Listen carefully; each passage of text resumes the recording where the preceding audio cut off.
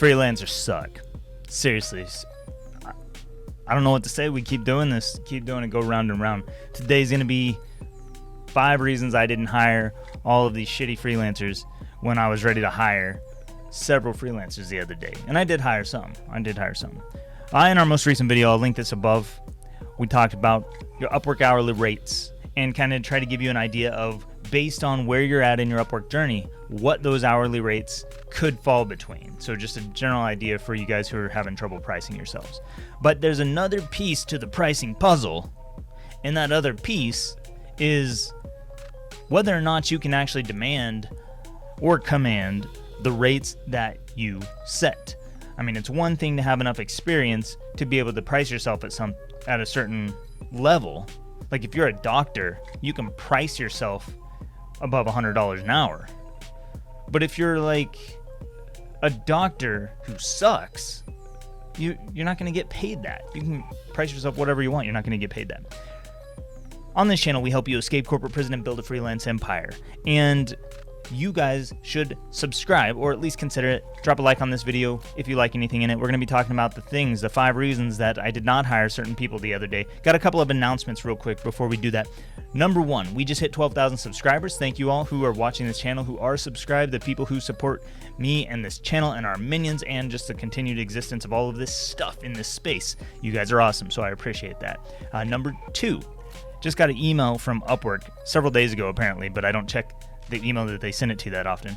They are going to feature my profile in their reference materials as a resource for other freelancers. So that's kind of a weird thing, but it's also kind of cool that Upwork's like, this guy actually knows his shit and we're gonna feature him for that reason. So anyone who doubts me, you guys can fuck off, because Upwork says I know my shit. Now, I hired some freelancers. They were writers, so I'm testing out a new idea, another one of my crazy wild schemes, and I needed some writers for some stuff. And so I posted 2 jobs, and those jobs were posted on fixed price rates, and we have a couple of things to talk about with that. So first thing that I want to mention is that whenever I post a job now, even though I posted as fixed price, Upwork is promoting hourly workers for some reason. So I go to hire somebody, and instead of it showing the fixed rate that I set, it automatically switches the gig over to hourly. And if I don't switch it back to fixed price, then I will be paying the hourly rates of the freelancer. Now it makes sense from Upwork's standpoint, because they want as much money as possible, and they are likely going to earn more money over the long haul with freelancers who are on hourly contracts versus freelancers who are not on hourly contracts. Fixed price tends not to be as valuable for them over the lifetime of the cycle of freelancing. 5 things. Let's get into these, and I made quick notes about it just so I would remind myself. All right. So number 1, didn't read my job post. I was very, very specific in these job posts, kept them casual and friendly like I always do, but I made specific requirements. One was for adult bedtime stories. I said, I need help with adult bedtime stories. I said, don't apply to this gig if you don't know what an adult bedtime story is. And an adult bedtime story is not sexual, it's not romantic, it has nothing to do with those industries. It's about helping people fall asleep at night. I asked for this, and I get people who didn't read it. They're just applying, have no experience in this. They talk about adult bedtime stories like, yeah, I can write this, I'm a creative writer, blah, blah, blah. I'll write it as romantic and sexual as you want. Okay, they didn't say that, but I could tell that some of them thought it was sexual, even though I specifically said not sexual, not romantic, nothing to do with anything in the adult industry. These are bedtime stories for adults, and I put that in my title. Didn't address my job post. This is number 2. Didn't address my job post in the first paragraph of their cover letter, their profile, their whatever, proposal. They didn't address my job post. When you're applying to a job, you have to address the things that the client asks for. Do not talk about yourself and your experience and all this stuff unless it somehow relates back to what the client needs. I am not hiring you for the sake of hiring you. I'm hiring you to do shit for me, shit that I need done. So that means I need to know that you can do the shit. I need to know that you have some level of experience that is relevant for my job. I don't care about any of your other experiences. I don't care that you're a cliff diver and a sky jumper in your spare time. I don't care that you're a zookeeper who works 20 hours a week. I don't care. I don't care that you have a degree in electronic engineering that doesn't relate to my job. If you can find a way to relate those things to my job, I'll care. And if you talk about my job and the things that I need help with, I will care, even if those other things are unrelated. If you can relate your degree to my job, I'll care. No portfolio samples. Number 3. For fuck's sake, I'm hiring writers.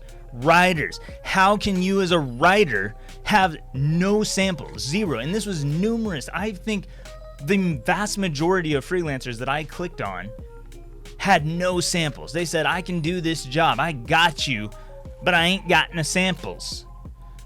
I'm not looking for freelancers who have no samples. I'm not even going to consider you. I will not consider you if you don't have a single portfolio sample, even if I don't care if it's paid work. I don't care if it's work you did for a client. If you don't have anything in your portfolio, it tells me 2 things. It tells me 1, that you're too lazy to put something in there, and 2, you don't have the experience I need or anything even remotely close to it, and I'm never going to see a sample from you. And actually, I did hire a freelancer who didn't have samples, but, so this is the but for this.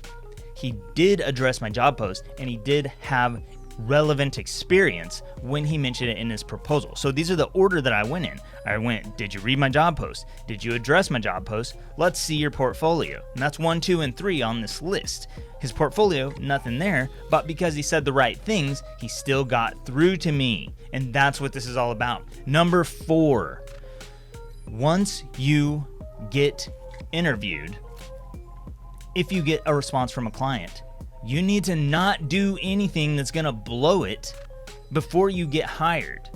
Your goal at this stage is to get through the interview process and get the contract, to get hired. And I interviewed several people. Multiple things that they did should have turned me off to them. And at least one did not get hired for that reason. So things that happened once I got to the interview phase. First thing that happened, I responded quickly. I put my job out there. It wasn't out there that long. I started getting people reaching out to me, and then I respond to you within a few minutes of you saying the right things in your proposal. Now you disappear. You don't say anything back to me. Like, I know that you were literally online a few seconds ago because you just sent your proposal, and then you don't send a response back to me after my response to you.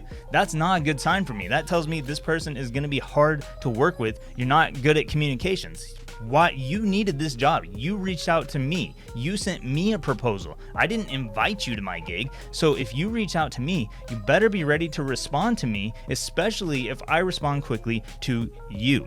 Other things that you should not do. You should not immediately make changes to the job. You should not change the terms. If it says $15 per whatever, per piece, or $20 or $50 or whatever, if it says $25 an hour, do not immediately switch from $25 an hour to $40 an hour. Don't change the terms. That shows me as a client. It puts it in the chat message. It says, the freelancer has changed the terms. And now I say, what the fuck are you doing, dude? We haven't talked about anything relating to terms. Why are you messing with terms and stuff at all? This makes me not want to hire you because it's freaking me out as a client. It's making me think that you're weird and you're doing weird shit.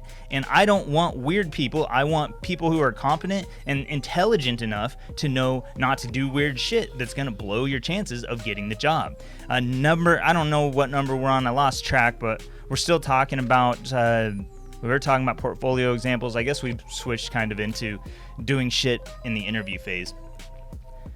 Oh yeah, that's right. So this is kind of number 4, I guess, still. You're entitled. If you get in the interview and you're entitled, and this blew my mind. This really blew my mind. This freelancer, she had no portfolio examples that were relevant, no writing experience that was relevant to what I needed. All of her writing experience was like review articles, book reviews and shit like that. It wasn't even fiction writing, which I'm looking for a creative fiction writer for this particular project. I gave her a chance because she said something that was relevant enough that I was like, okay, let's find out more. Got to the interview phase, and this chick, I send her the rates. I say, okay, here's what I'm looking to pay, $15 for this much writing, and that's what I need. Her response to me, even though she told me she has no experience in this field, no experience writing this sort of thing at all, is that she typically bills $60 for that much writing. Like, what are you talking about, lady? You have no experience. You have zero experience in the exact thing that I asked for. Zero relevant experience. I only offered to give you a chance because you were familiar. Not familiar from the writing side, but familiar just in the knowledge base of what I was talking about. So I said, goodbye. You don't want to do it at my rates. You're entitled. You feel entitled to your rates because you exist, because you've done a couple jobs at whatever rates. And her rates didn't even reflect that, from what I could tell. Didn't reflect what she was saying. So it was nonsense. See, that's a dumb thing to do. If you're not willing to do, I guess this should be number 5. If you're not willing to do what has to be done to get the job, then you don't deserve the job. And if you're gonna make all these dumb mistakes, this shit is common sense, and I shouldn't have to get so frustrated about it, but we have this whole channel. This shit is worldwide knowledge at this point, and even if this channel didn't exist, I don't understand how this stuff is not just general common sense knowledge. How can you exist as a person and not realize that you shouldn't come at a client with entitled attitudes and stuff if you don't even have the experience that they need? How do people not realize that you should take the time to read my job post, the full thing, if you want to apply to this gig? Because if you don't read my job post and somehow you manage to get hired, then what happens? Well, we have a problem because you don't even know what I need, and then we have poor communication problems, and then I get angry because you can't deliver the thing that I need that you said you could do, even though you didn't know what that was, and now I end the contract and you get negative feedback, and then probably get reported like that guy on my channel the other day and get suspended by Upwork and blame everyone else but yourself. Man, I don't know what to tell some of you. You guys got some work to do. Some of you are really good. You're smart. You're intelligent. You've got the common sense. You know to read the job post. You know to address the job post. You know to talk about the client and shit that the client cares about. You know to not do things that are going to cause you not to get hired. But I'm telling you, the vast majority of freelancers they don't have a lick of common sense. None whatsoever. They have zero common sense at all. They are out there to make money and get it for themselves, and that's all they're about. They don't care about helping other people. They don't care about delivering good work. They don't care about anything. They're just a bunch of lazy little shits that barely manage to somehow magically make an Upwork account. My guess is they probably created their account back when Upwork was still Odesk or Elance, and they just got grandfathered in. That's the only reason I can imagine these people surviving in this space at all. It just doesn't make sense to me how any of these people are still on Upwork. I don't even know how they're still alive with common sense like some of these people have. How do they not just walk out in front of a car and get hit every single day whenever they step out the door? Because they don't know the most basic common sense things about human existence, which is just don't be stupid whenever you are trying to get hired, when you're trying to get money for your livelihood. Take it seriously and put a little bit of time and effort into it, and don't be a shitbag. So that's all I've got for this video. That's a little bit of ranting, but I'm frustrated. I did manage to hire 4 freelancers. 2 of them had 3. All 3 of the ones I hired for one job were familiar with the topic, but they didn't have experience writing it. So I had to guide them a little bit in that area, and who knows what we'll come up with. Hopefully it'll be something good, but they were not people who had they beat out other freelancers who had way more earnings. I mean, one guy was at like $3 an hour, one was at I think $15 an hour, I don't know. They didn't have any jobs. This was their first job. I gave them their first job because they talked about things I cared about, and people who had many jobs, even 30,000 earned, did not even get a response because they were just lazy freaking no common sense freelancers who should know better at this point. So you can get your start on Upwork. It's very easy. All you have to do is just not be a piece of crap. All you have to do is just address what the client needs, show them that you care, and show them that you are competent enough to get the job done. It's not about being the best at the skill. It's about being competent and having common sense. It's about being a little bit professional because you're trying to get paid work. You're trying to get somebody to hand you their hard-earned money for you to create something for them. And if you can't put in that little bit of effort, then you don't deserve to get any kind of work. You deserve to be as broke as you've been on Upwork for many, many years now, and you're going to stay that way, and your life is going to continue to be miserable until you choose to think and behave differently. So, let me know your thoughts in a comment down below. If you disagree with anything I said in this video, go ahead and post that down below. Don't be surprised if I challenge you on it, because I am a challenging type of person, and I challenge people on shit. I try to call people out whenever they have some bullshit in my comments. I will call you out for that. If what you're saying doesn't add up, I will call you out for that, and you shouldn't expect anything less from me. That's all I got for this one. Thank you so much for watching. I'm Lex DeVille. I will see you next time.